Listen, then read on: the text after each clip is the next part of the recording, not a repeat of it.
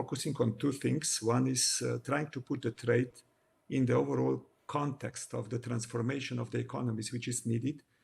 And second, to address some of the issues which are related to trade and that are often overlooked and in particularly addressed through the resource management lenses. But let me start by explaining very quickly where I'm coming from.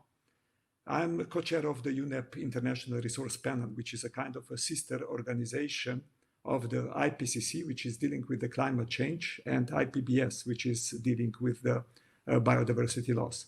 So we are science policy interface in the area of natural resource management.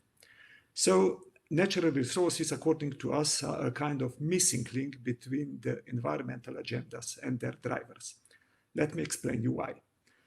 When we talk about how to approach to the questions today we are facing, we look through the optics of drivers, pressure, state impact, and response, which normally in our policy life, we are more or less looking to the state and impact. When we talk about the climate change, when we talk about biodiversity loss, pollution, health implications, we talk about states and impacts. But in essence, when we want to address the real drivers and pressures which are causing that, we cannot avoid to talk about humans, human activity, in particular about economics. And natural resources are a kind of bridge between those two stories. On one hand, they are decisive for the competitiveness of the companies. On the other hand, they are the core factor which is influencing on the climate change side effects, on the biodiversity disappearing, and so on. Why that is important? Because the policies which you design are different, and that is leading me on the fact that it is obviously that what needs to be in our focus is our economy. So, you know, 17 Sustainable Development Goals, and 12 of them are directly dependent on natural resource use. According to the research done by International Resource Panel, trade-offs, of course, between 17 SDGs are unavoidable. But according to our scientific work, sustainable consumption and production is the most efficient strategy to mitigate them and also create synergies to resolve the development and environmental challenges articulated in the SDGs. So focus on the SDG goal 12 is fundamentally important. If you do not set the economies right, you cannot eradicate poverty, which is the target number 2, not address zero hunger, which is the target, poverty was number 1, hunger number 2, health number 3, and I can continue. So if I just present to you some very basic things which emerge from our Global Resource Outlook report, which we released last year. Last 50 years, global resource use has more than tripled. It has almost doubled per capita, which means that majority of that tripling can be devoted to economic growth and to a lesser extent to the population growth. And what is particularly interesting, material productivity, which is the efficiency of the use of natural resources, in this case of materials, has started to decline on a global level around the year 2000. Why? Because many of the products which we are buying, using, wearing, were before that bought in the countries which were very resource efficient, like European Union, like Japan, like United States. But now we are buying, they are produced and we are buying them from, let's say, Indonesia, India, China, which are less resource efficient, which means that we are using globally more resources per capita of GDP, per unit of GDP, than we have before the year 2000. And finally, trade is responsible for a large share of global material extraction. 1/3 goes into the production of goods which are traded across the borders. We have also analyzed the environmental impacts in the resource extraction and processing phase and find out that approximately 90% of global land-related biodiversity loss and water stress are connected to that, half of global climate change impacts, and even 1/3 of the air pollution health impacts, which means if you are, for example, buying a car and parking it for the whole life, don't using it at all, you have already created 1/3 of the air pollution. because the car needs to be produced and because resources for the production of the car needs to be extracted. If I now move to the link which we have also analyzed in the International Resource Panel between the natural resource management and the trade, and of course in connection to that to a stable global economy. When analyzing the physical trade flows of material consumption in also last 50 years, we can see that fossil fuels account almost for half of the physical trade flows.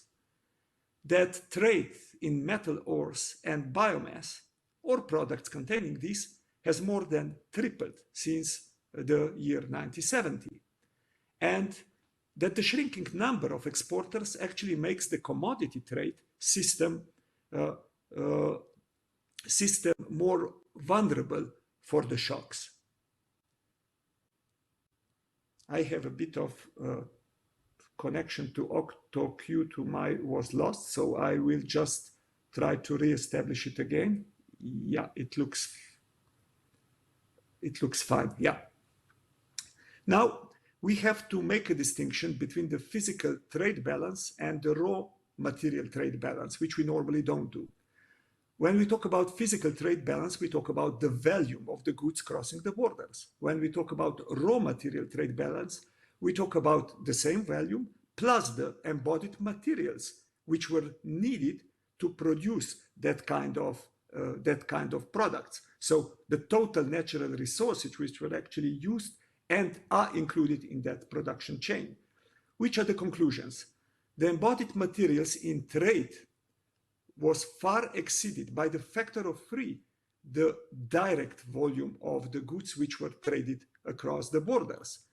And when counting the embodied materials, so the raw material trade balance, only Europe and North America have remained net importers of those materials, while Asia and the Pacific already become a net exporter of the materials driven by large export volumes of manufactured goods. So when we talk about by importing end products with large material waste and emissions in their production chain, as we have discovered, high-income countries are actually effectively outsourcing environmental impacts to exporting countries. So we are outsourcing impacts most often, and these outsourced impacts most often remain hidden in national and also international statistics. You will find it nowhere.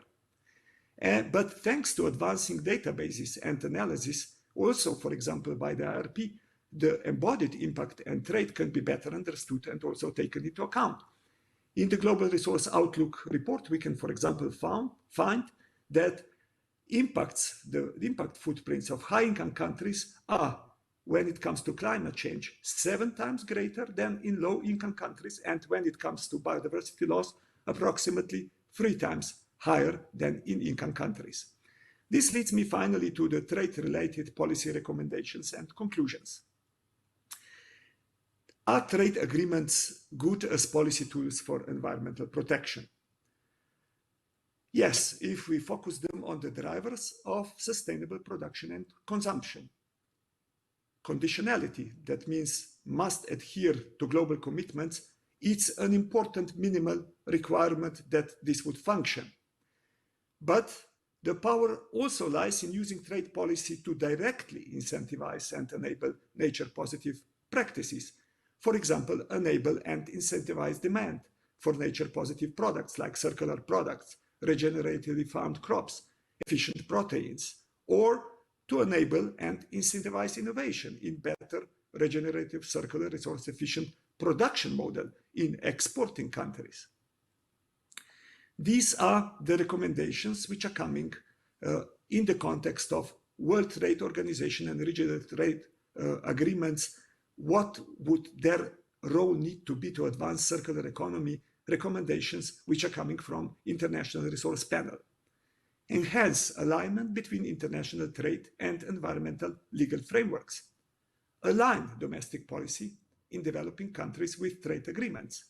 Ensure that trade agreements move towards a circular economy that is inclusive of developing countries. Proactively use regional trade agreements to advance circularity and reduce demand for primary raw materials, and advance the development of international resource standards in the trade. So what can actually countries do to incentivize and enable these nature positive practices? Countries can incentivize demand for products and services with minimal embodied materials, for example, recycled products or plant-based foods. Countries can target imports with maximum nature positive impacts through making impact footprints for products transparent and valuing natural capital. Countries can invest in positive practices, for example, integrated land management, which are the precondition for nature positive exports. Countries can compensate remaining impacts of consumption through international trade and investments into conservation and high quality carbon offset services. And this would have a positive impact in both exporting and also importing countries. It would protect nature, reduce waste, and also improve the health. One thing which practically nobody, I'm sure, it's taken into account. If we are looking to the structure of the trade, you can compare it, of course, in physical terms and in monetary terms. Then we can find it that approximately 50% of the global physical trade is linked to fuels, and additional 20% to mining products. Now, I will ask you a simple question. Since European Green Deal is setting a target of zero net emissions of GHG by 2050 and decoupling of growth and resource use from economic growth, what would be the trade implications? Obviously, this will be linked to how the trade flows, in particular on the sea, will actually fundamentally change. But it's an interesting question which practically nobody is discussing. Finally, what conclusions we can draw from this very short presentation? First, trade is an important, usually underestimated and not correctly and fully accounted factor of current unsustainable economic models. Second, consumption and demand for products in high-income countries is a major driver for environmental impacts we are facing. Third, trade agreements could be a powerful policy tool for environmental protection if they would focus more on drivers of unsustainable production and consumption, and the trade policy should directly incentivize and enable nature positive practices. Fourth, by understanding material flows of trade, these impacts can be tackled at the cause, and responsibility for protection can be assumed by both producing and also consuming countries. And finally, trade policies must not only pressure producing countries into environmental measures, but they must also align with the trade-related economic incentives of importing countries, demand and investment with better practices.